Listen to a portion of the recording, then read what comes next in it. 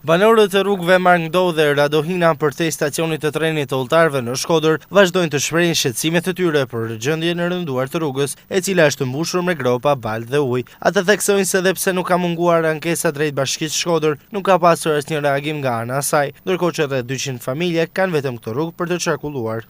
Kena 25 vjet në që gjendje si pëneshe. Dje, parë dje, ne u ka desht me thirë këjshë me kalu për mja vullia, e me shku marri që buk, se s'kem pas, ka kalojmë që do në besash, në kësh shqiptare, në besash, që do ka në mbi 80 cm ujë. Këtu ka njerës që janë të smurë, ka njerës që janë karroca, on detyrua burri buc, se nuk ka pas kol, se s'mundal ke me karrocë, me fmit, që kështë smurë, jo fmi, po 18 djesh ai smurë, a djesh me shku, me lanë shpine vete, me shku me qira, që a dimatanë. Ka 32 vjetë që jam unë i këtë lagje i pari, i këtë lagje jam unë. I këtë lagje shyre ujtë, shyre problemet. Ka pas i tu ditoj, tu bashkë tu ka pas 85 cm ujë. Kena shka një burë, dyhen bashki, s'na ka hapë, ko kush dera samë, se me kena për i kapulit. Unë i thëmi këtë fjallë, na bjen materialin e bojmë vetë punin.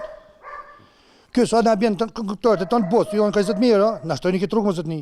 2 makina paguj taksat, paguj drita. Komplet, me thonë, janë 200 familje, për atje rumullak.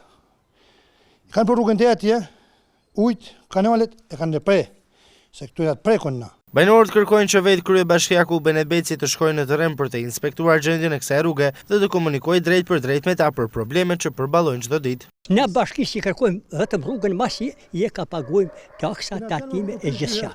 Makinat sa paguajmë taksin. Ha? Ata këtë taksa ka shkojnë. Ne i dojmë rrugën bashkisë. Na s'polifim masi sam. Për të bashkisë i kam thënë herë. Eta ku do na i vash. Të besë dojmë.